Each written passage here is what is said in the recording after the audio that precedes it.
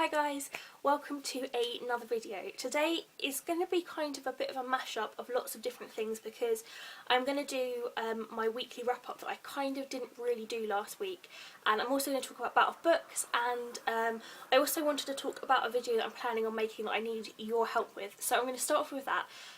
Basically, one of the questions that I get asked the most on comments in videos and on Twitter and on Facebook is how do I get books from publishers, and because so many people ask this question, I've decided to make a video all about it because then I can answer that question all in one go and everyone gets the same answer. But I was also wondering if anybody else had any other questions that they wanted me to answer in that video. I was thinking of perhaps doing a bit of a Q&A. So if there's any questions you have about anything like book blogging related, books that I recommend, anything to do with getting books from publishers, how to start up a blog, how to get a good readership, all of those kinds of things. And also you can just ask me any questions that you really want to know, really. So if you leave some questions in the description box, in the comments below, or tweet me or Facebook me a question, then I will make sure that I include it in that video.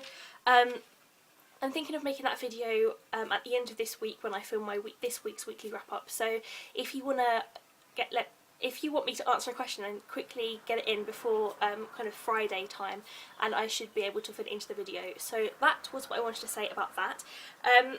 Bout of books. Now, Bout of books is a readathon that a lot of people take part in. I think there's over 1,000 people taking part this year. And the idea, it's not a competition, it's not like a massive race to see who can read the most in a week. It's basically just a really kind of laid back readathon where you just challenge yourself to read more books than you normally would read in a week. And it goes from the 12th of May to the 18th of May, so we've had 2 days already, or we've had Monday and today is the second day. And yeah, you basically just have to try and read as many books as you can fit in, and that's kind of the competition, just to beat yourself. So far I have been reading not that much, to be honest. I'm really disappointed in myself because I wanted to do really well and get more books read than I normally would. In a week I'd probably normally read about 3 books, and I was hoping to get 7 books read, 1 a day, but I'm not really hitting that target because I've just had so many other things to do, which is so frustrating. But I'll show you what I've read so far. I've read about 50 pages of The Chamber of Secrets to get to the end of it. This is Harry Potter and the Chamber of Secrets. So that was the first book that I kind of half read in Bout of Books. And the second book I've been reading is Harry Potter and the Prisoner of Azkaban. And so far I've read 172 pages of that one. So that's kind of working out at about 100 pages per day, which is not bad, but I really want to get more pages done than that. So I'm hoping to finish this today. I haven't got all that much left to go. As I say, I'm on page 172. And there are 317 pages, so that's 150 left, I guess, I think, maybe. My maths is not very good at all. So hopefully I'll be able to get this finished tonight, because then I want to move on to some other books. And what has happened recently is I have become a massive Harry Potter fan, because for years and years and years so many people said to me, you must read Harry Potter, you must read Harry Potter, you'll love it, you'll love it. And I was like, no, I don't like wizards or witches and fantasy, I bet it's really rubbish. So I never read any, and recently my friends were just like, you have to read this book, otherwise we will never talk to you again. So I was like, okay, I'll read it. And I read the first one, Harry Potter and the Philosopher's Stone, and I was hooked. So I did go a little bit Harry Potter crazy and buy all of the other books, and I have got all of the Harry Potter books, and I cannot tell you how in love I am with these. I am just so kind of taken with this whole magical world of Hogwarts and Harry and Ron and Hermione and Dumbledore and Hagrid. It's just, it is pure magic and pure storytelling at its best. And I brought all of these. I managed to find most of them in charity shops, and I got some second hand on Amazon, and in total I managed to get the whole series for less than £10, which is incredible really, because when you think about it, you know, buying it new would be like 40 quid, but with charity shops and Amazon, like I say, less than £10 for the whole series, which is amazing. But yeah, I'm just in awe of J.K. Rowling's amazing ability to tell stories and the worlds that she can create and the characters that she's created. And I really want to finish this series for Bout of Books, but I don't think I'm going to be able to, because I have got other books that I need to read, mainly for blog tours. But when I finish those ones, I'm definitely going to be carrying on with this series because there is nothing that can stop me from reading these now. I am addicted to Harry Potter. Woohoo! I am a Potterhead, that's what they're called, aren't they? I'm one of those now. So when I'm not reading Harry Potter, the books or two of the books I want to read this week are The Long Fall by Julia Crouch, because I am part of the blog tour for this book and I am doing a Q&A with Julia, and I wanted to kind of read the book before I asked her the questions so that I kind of knew what I was talking about and had an idea about what her newest book is about. I'm actually quite a big fan of Julia Crouch. She's written some other good books before, so I'm really looking forward to giving this one a read, and it sounds like it's going to be quite good. It's kind of like a bit of a summery, vacation-y read. It's a bit of it set in Greece and some of it in London, so I'm really looking forward to reading this one. And then the second book that I really want to get read this week is called Another Night, Another Day by Sarah Rayner. Now this is, I'm not part of a blog tour for this, but I just love the sound of it. It is about, or it has got quite a bit to do with mental health and that kind of thing, and because it's also Mental Health Awareness Week, I thought this would be a brilliant book to read during this week. I've also written a blog post about Bout of books, and I will leave a link to that in the description box below. I did, in that blog post, write books I wanted to read, but I think I'm kind of not going to read most of those books that I decided, because as I said, I wasn't expecting reading Harry Potter, and I wasn't expecting to kind of get so hooked into those. So the blog post that I've written, it might change a little bit, but I'm going to do an updated kind of overall thing at the end of the week where I tell you what I've read and kind of how many pages I read and, you know, what I got round to reading. So yes, those are the two books I'm really desperate to read. I also need to read a couple more for blog tours, which is kind of stressing me out a little bit, because sometimes vlog tours are quite high pressure because you have to read a book by a certain date, and if you're not really feeling in the mood for that book, then it's really hard. But I can't complain because I am a blogger and that is what bloggers do. And then finally, I just wanted to show you guys, oh no, everything's going to fall over. I just wanted to show you guys some of the books that I've got recently through the post. As I didn't do a weekly wrap up last week, I thought I'd do kind of like a mid-week wrap up today.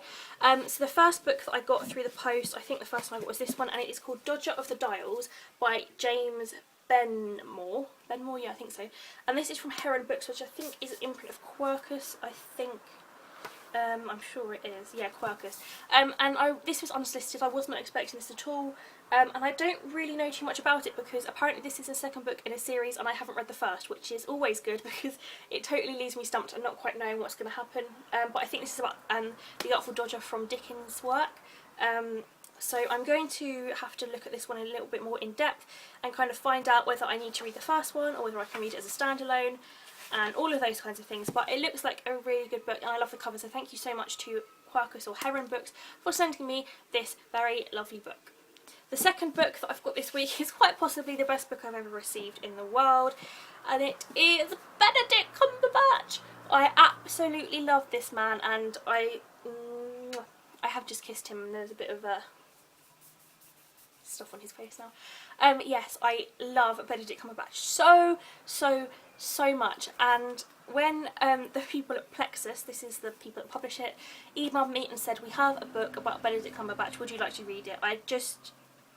I mean, could they have asked a more silly question? Of course I'm going to want to read a book all about Benny, and this book is just fabulous, and I am flicking through it right now, looking at all the pictures because he is just gorgeous, and I'm just mesmerised by it.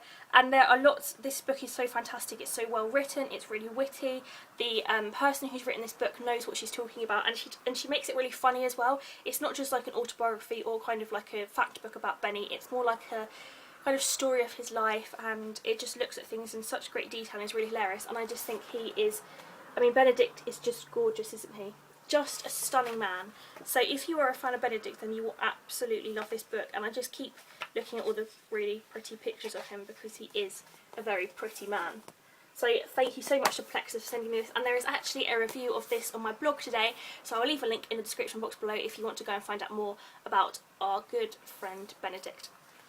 Then also this week I got some more unsolicited posts, and this time from Pan Macmillan, and the first one is called Before the Fall by Juliet West. Now this was really exciting because last week on Thursday, was it Thursday? I'm sure it was Thursday. No, Friday, it must have been Friday. Pan Macmillan have their internet kind of book show called Book Break, which happens every month on a Friday lunchtime. once a month on a Friday lunchtime, and this month they had Juliet West with them, and she was talking about this book called Before the Fall, and I was listening to her talking about it and thinking, oh my goodness me, that sounds amazing. You know, think of like the way she was describing it, and I could think of all the different things she was describing. It was just like a really tangible description she was giving about her book, and I was thinking, oh, I need to add this to my must read pile, and I need to buy myself a copy. And lo and behold, that afternoon a parcel arrived from Power Macmillan, and guess what was in there? This book. So thank you so much to, I think it was Becky Plunkett who sent me this, so thank you so much, Becky, that is so kind of you, and I honestly cannot wait, and I adore the cover as well. I think it's just absolutely gorgeous. This is about, it's set in 1916, and the Great War rages in London's East End. With her husband away and fighting, Hannah Loxwood struggles to hold everything together. But when Hannah takes a job in a cafe, she discovers a glimpse of freedom away from her needy young children, her spiteful sister and desperately ill father. I'm not going to read the whole blurb, but beautifully raw, utterly compelling, and with a twist that will leave you breathless. Before the Fall, inspired by a true story, hurls you into a London torn apart by the First World War and paints a vivid and haunting portrait of one woman's struggle. So, love the sound of that. And also, in that lovely parcel that one came in, I also got this one, which is Lucy Diamond's new book called One Summer in Italy? No, One Night in Italy. That's what it's called. I'm sure it was called One Summer in Italy. I'm going mad. I love Lucy Diamond so much. All of her other books I've read and enjoyed. Last year she wrote Me and Mr. Jones, which was a really good summer read. And this one is about Anna, who has recently been told the father that she's never met is Italian.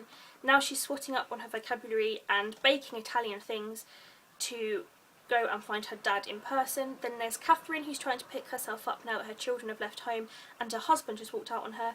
She's going to need courage as well as friends when she discovers her husband's deception runs even deeper than his infidelity. And there's Sophie the teacher, who'd rather be in sunny Sorrento and can't wait to escape the tensions at home and go travelling again.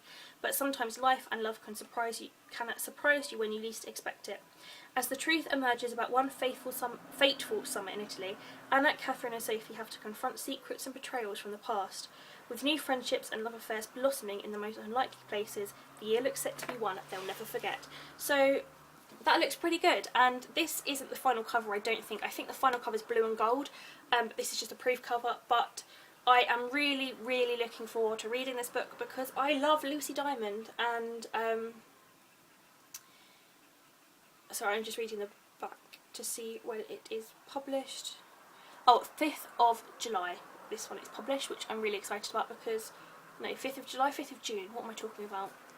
January, February, March, April, May, June, yeah, 5th of June. Yes, 5th of June, this book is published, so if you want to read it, then go and pre-order it, and Lucy Diamond's books are just brilliant, so you have to read it, and if you haven't read any for others, then read them now. And then finally today I got some post from the lovely people at Arcadia Books, so thank you to whoever it was. I think, is her name Karen? Yes, Karen, you are lovely, Karen, thank you so much. She sent me 2 books, one of them I was expecting, one of them I wasn't. The first book is called Fan by Danny Rhodes, and this is about football, and I'm not a massive fan of football, and I've never really enjoyed football, but apparently, like, everybody has been saying how much they love this book, and everybody that I've spoken to has not had a bad word to say about it. And lots of people are saying that even though, like, the kind of premise or the book is based around football, it's a lot more than just football. And I think it's about Hillsborough, or something to do with Hillsborough. It's a powerful coming of age story with a difference, and yes, it looks really, really good. So yes, my brain is trailing away, can you tell? I'm just so not with it at the moment. Yes, so Fan by Danny Rhodes, really looking forward to reading that, so thank you to Karen at Arcadia for sending me that one. And then the final book that I've got is called Carnal Acts by Sam Alexander. And this is, I think this is,